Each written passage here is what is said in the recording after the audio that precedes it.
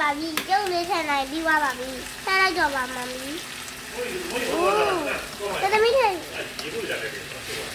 မှာမိုးဒီလုံးနဲ့ထားပါလားဒီလိုဘောမှာဘယ်ပတ်နိုင်ကြလဲကျန်ပြေးရယူလိုက်ပြေးတာကတော့ဘူး对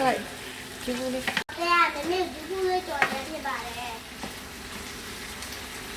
ဟိုထည့်နေပါပြီ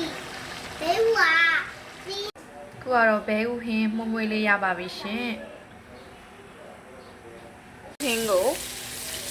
ခရမ်းတင်ပြီးလေးနဲ့ပဇွန်6ပါရောပြီးတော့ကြော်ပြီးတော့မှဒီလိုလေးပေါ့နော်မီးအေးအေးလေးနဲ့ကြော်လိုက်ပါတယ်ပြီးတော့ရင်းနည်းနည်းလေးထည့်ပြီးတော့မှအုပ်ထားလိုက်ပါမယ်ညလေးကတော့မှုေးနေပါပြီအနစ်လေးအရင်ချက်တာဖြစ်ပါတယ်လေကိုစီတမို့ကျောက်တော့ဟင်းရင်ချက်ပါရှင်